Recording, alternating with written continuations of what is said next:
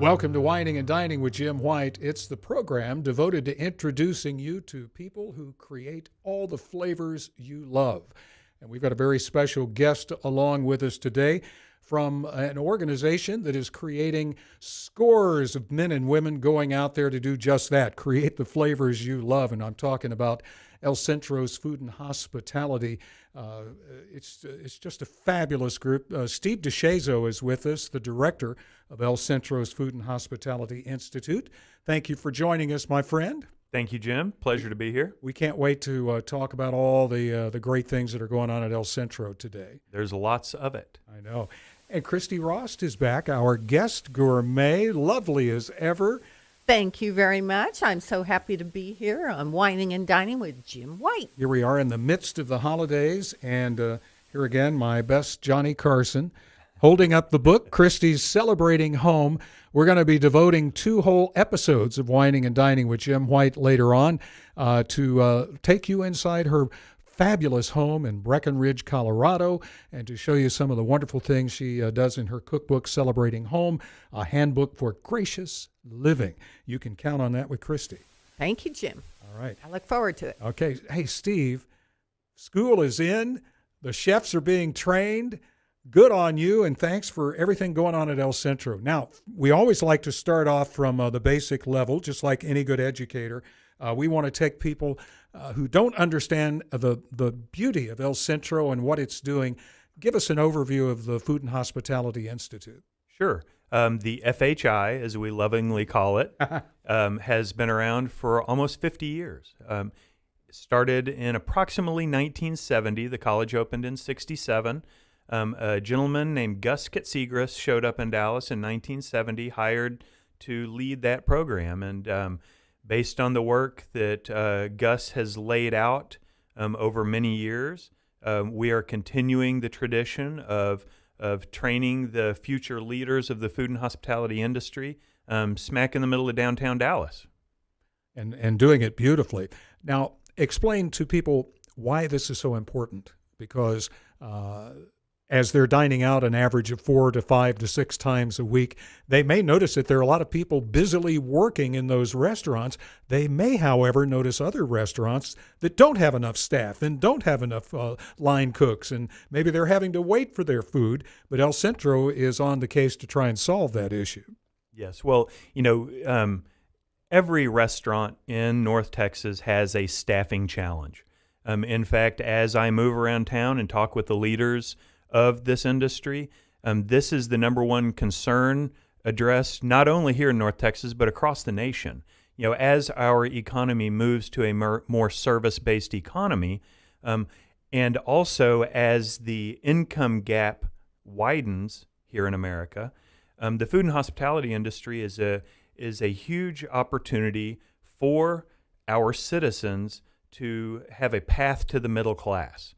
And so this industry has so many jobs available, and the old story that these are like minimum wage jobs and not good career jobs is a falsity. The fact is, these restaurants pay well. They work these employees so that they can gain important workplace and employability skills as well as technical skills so that they can elevate their careers, make a living wage, and find their way in a very complex economy. But you don't have much space, and you really probably can't train all the people who'd like to be in the El Centro program. What are you guys doing about that in terms of looking toward the future to accommodate more students? Sure. So the DCCC has acknowledged the expansion of the Food and Hospitality Institute as the number one goal. Let me just interrupt for a second. Hey, Steve is using code word there, folks, for Dallas County Community College District. But it sounds so cool when you say that again. So the DCCC. Yeah. I've adopted that lexicon because I say it so much and my tongue would be tied otherwise. Yeah. But this is one of the largest urban college districts in America. Over 100,000 students attend the 7 colleges of the DCCC all around our city. And this is an important institution. And we have a new leader at the DCCD, and I say new, he's been here for 5 years, but it's like steering a ship. You don't turn on a dime at the DCCD. And he still has that new chancellor smell. Is that what you're saying? He does. Well, Dr. Joe May is going to transform this district into one of the leading college programs in the nation as far as community-based colleges go. And we're doing great work, and it's not just in the Food and Hospitality Institute. Across the board, child development, construction careers, auto repair and collision repair, there's construction. There are so many industries that lack trained workforce, and these are good-paying careers. People can support their families and have a future, and that's the work we do in what we call workforce development. I was there's a gentleman by the name of Todd Williams with a group called the Commit Project, who's doing a lot of work not only with DISD but also with Dallas County Community College District and school districts all over the state. And he talks about the fact that with Pell Grants and loans and other scholarships and things that are available, essentially you can go to Dallas County Community College District for free. You can go 2 years and get that great education in these wonderful schools for little to no cost.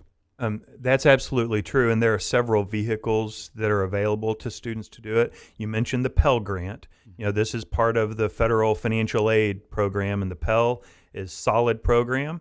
But we have a new program that took effect this year. It started last year, called the Dallas County Promise, and that allows Dallas ISD and other suburban high school graduates to come to the DCCD tuition free.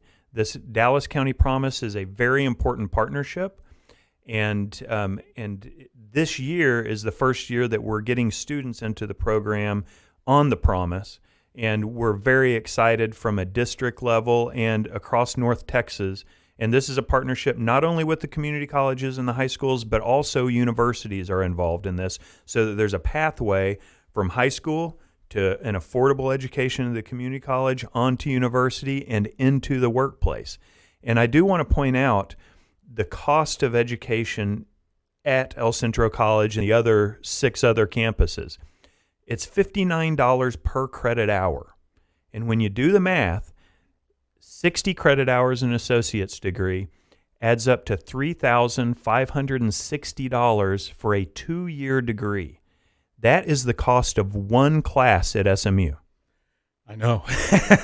That's amazing, Steve. How many students do you currently have enrolled in the FHI program? We have approximately 400 students in the FHI, and our expansion targets increasing that population by 3 to 5 times to fulfill the critical needs of the industry. And so as we're here talking about wining and dining, and you mentioned it at the top of the broadcast, Dallas people eat out almost every single day. Mm-hmm. The category that we call food prepared away from home has been growing and growing over the last 30 to 40 years. And now it is part of our DNA in Dallas to go out and not only sustain ourselves with good food, but also entertain ourselves and our families and our friends at all the fantastic restaurants around town. The workers in the food and hospitality work very, very hard to do that. And we appreciate everyone who comes to our restaurants, and we want to include you so that everyone in our community knows the efforts that we undertake to serve the needs of our fellow citizens. Well said. But they can also come down and actually try the students' food. You still have the special programs going on at El Centro for that, don't you? Yes, we serve lunch in the fall every Thursday at 11:30.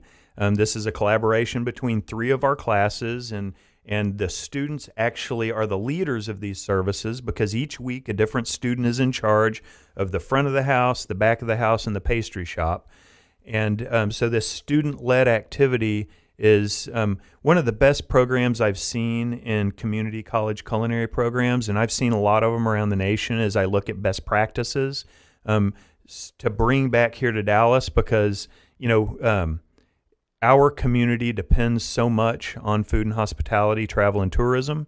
If you come downtown, it's kind of like being in, Paris or Barcelona or Las Vegas. There are throngs of tourists downtown coming to Dallas to visit our community, and we roll out the red carpet for them in the food and hospitality industry. Excellent. Oh, and Christy. I was saying to Steve just a little bit ago that I actually have had lunch at El Centro. Yeah, it's good. And it was so well done. The students were very hospitable. They are obviously well trained when it comes to having a conversation, a relationship with the customers who come in for lunch. And the food was good. It was beautifully plated. I was very impressed. Well, so these lunch and dinner services that we do it's kind of interesting. We don't spread the word too much about these because we don't have a seat for everyone who wants to come eat at this. We take 80 reservations for these meal services. And, you may have noticed D Magazine did a little write-up last week because we have one of the most notable chefs in our community teaching our American Regional Cuisine class. His name is Brian Lusher. He owns the Grape Restaurant on Lower Greenville Avenue. This is one of our, eponymous Dallas restaurants. Has been around for 40-plus years. And Brian and his wife, Courtney, I refer to them as the aristocracy of the Dallas culinary scene. They're part of that aristocracy. Courtney is a La Dame d'Escoffier. Brian, as a couple, they are some of the most friendly, welcoming people in their restaurant there on Lower Greenville Avenue. And Brian is one of the most notable American regional chefs in the city. And so for us to have him on our faculty, training the students that are going to be serving you in the restaurants you go to is very important. And we're not stopping there. We have more industry leaders coming into our program. In the spring, we're going to have our Thursday lunch service done by our International Cuisine class, our Tuesday evening dinner service by American Regional, and I just can't wait to reveal the chefs who are going to be leading these services because the strategy we have is every awesome chef in Dallas should come and teach one class a year at El Centro College. You're here. Well, I'm glad you got into that because I was going to ask you how that was. That's underway then with Brian, and it's kind of this like the final exam or the senior class project, so to speak, for your students. Yeah, so we call it a capstone basically, and as the students go through the progression of our 2-year program and they're building skills on top of skills, generally their last semester is when they are in this American Regional or International Cuisine service class, and they create an entire project. It's like a research project about the region that they are responsible for. So tomorrow, our region is Rocky Mountains. And the menu is fantastic. When I left the school, I walked through the kitchen and check out the work that they're doing. The food is going to be incredible. If you want to learn more about these meal services, you can find my contact information at elcentrocollege.edu/food. Or I guess we could do the political thing and just put your cell phone number out online. Hey, that's fine. My cell phone number is available to anyone, 972-365-6767. Text me, call me, follow me on the on Instagram. My Insta handle is Steve DeShazo, all run together. I am a public serving person. I am transparent. Holler at me and come to campus. And support El Centro. The best way to do that is move to Dallas and pay taxes and support Dallas County Community Certainly, College. buy a home in Dallas County, please. Steve, this is your chance to do your Academy Award acceptance speech.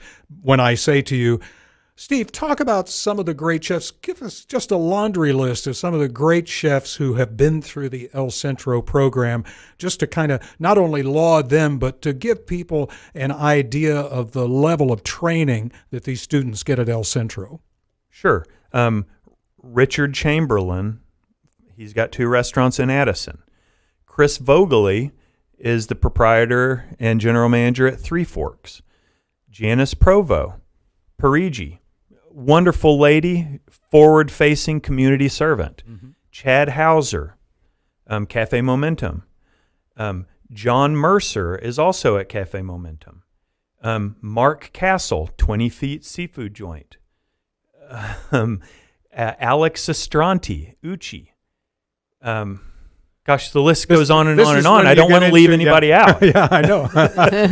That's why I called it your Academy Award-winning acceptance speech. No, but that's a good, fine, representative list, and we know that there will be names in the future added to those roles as a result of the great work that you're doing at El Centro. And we'll talk more about that a little bit, but I thought it would be very interesting for folks to hear about your background, because it's really fascinating. You were a cook in the Navy, and then when we met each other, you had a gourmet company, a catering company and private chef company, Gourmet on the Go.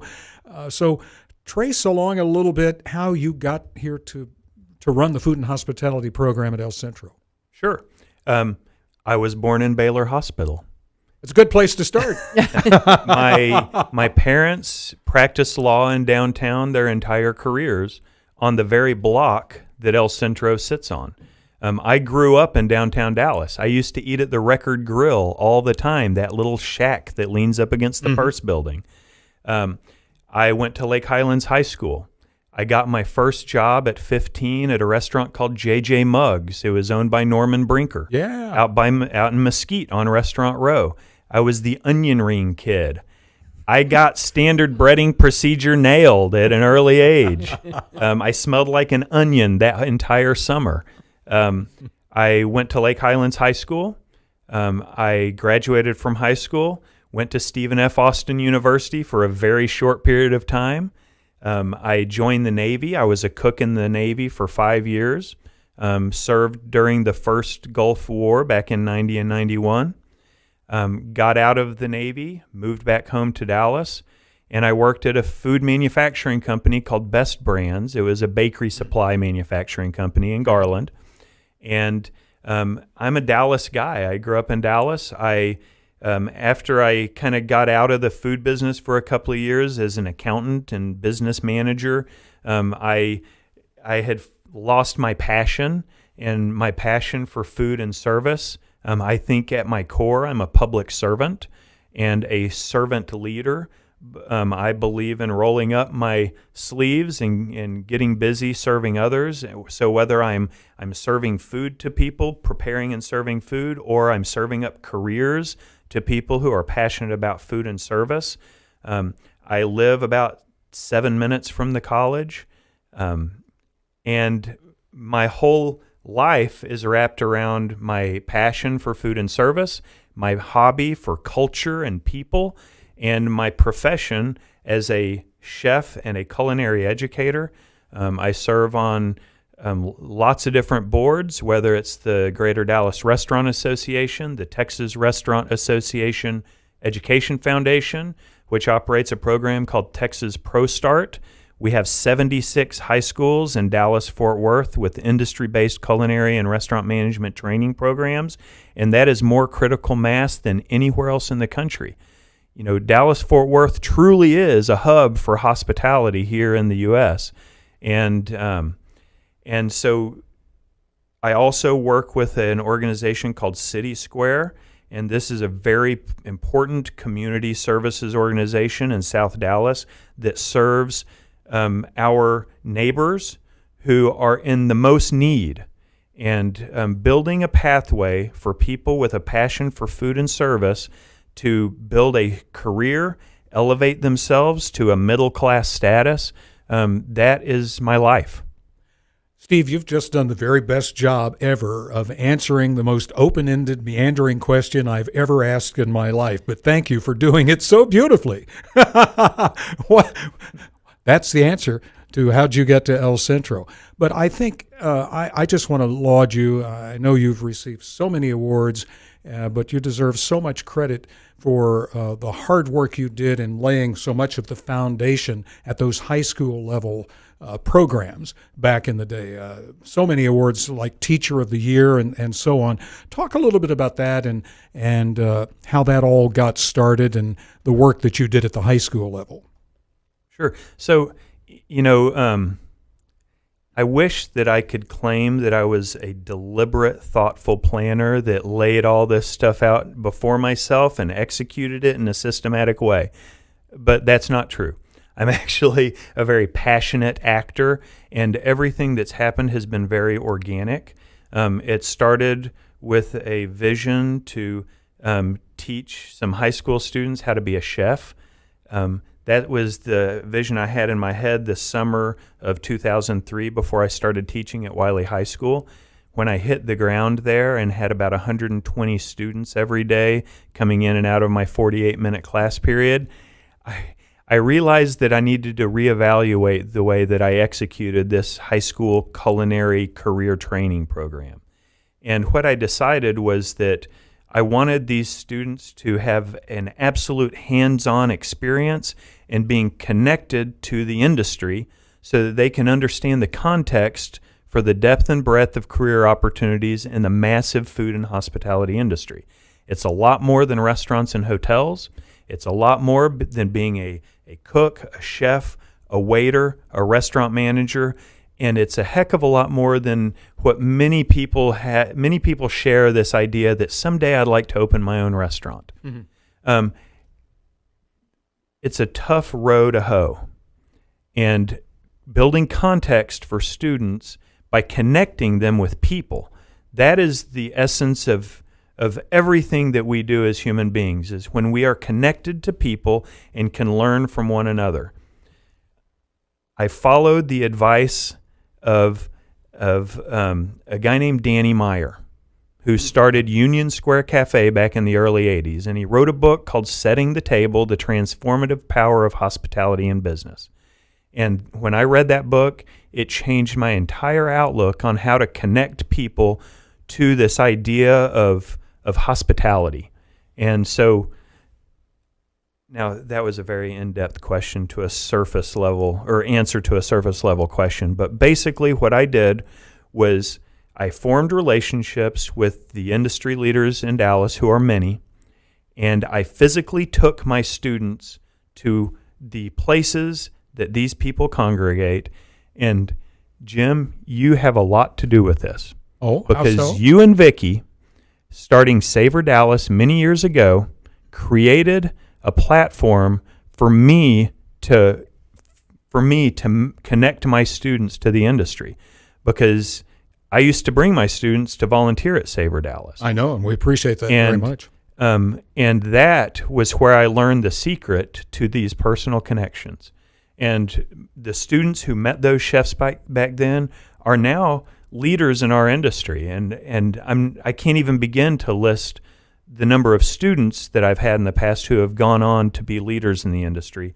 However, it's all about personal connections, and you and I are continuing that work here today, and that's very important for everybody who is watching this to understand. It is a deliberate thing that we do to create a qualified workforce to serve you in our restaurants. Steve, that's beautifully said, and thank you so much. It's always a joy working with you and your students, and any way we can, we want to support you. And I want to thank you for joining us. Why don't you don't have to give your cell phone number again, but why don't you give some of the pertinent contact information again for people who want to learn more about El Centro and find out how they might be able to get involved in the food and hospitality program. elcentrocollege.edu/food. On that landing page, you can find my email address and my work phone number, and you can contact me there. And also elcentrocollege.edu/FHI jobs. You can see our online job board. So if you own a restaurant or you run a food service operation, you can post your open positions there, and it's absolutely free.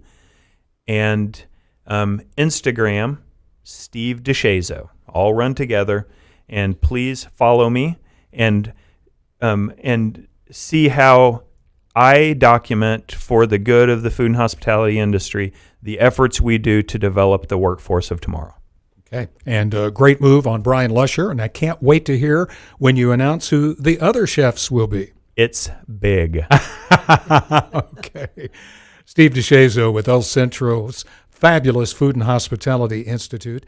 And Christy Rost, our guest gourmet, you were relatively quiet this time, but we're going to put you to work in our next couple of episodes. I was quiet, but that's because I found Steve's comments so riveting. And just sitting here, I had mentioned to him that I have worked with culinary students and have had a tremendous respect for what culinary students can accomplish and contribute. And I've learned from them at the same time they're learning from me. And I'm just sitting here in great admiration for the work that you and your colleagues do at El Centro College. Indeed, it takes an entire team of excellent faculty, and we do that work every single day. All right. Well, thank you so much. Let's see, there we go. We get the cameras back in order. And I just want to say that, Christy, we'll have a whole lot with you to talk about as you spend time with us during the month. The holidays and entertaining and decorating and wonderful recipes. And so thanks so much for being with us all month here on Wining and Dining with Jim White. Thank you, Jim. And I want to thank you for joining us, too. And remember, if anybody asks you what you're making for dinner, tell them reservations. It might be with one of those great chefs from El Centro.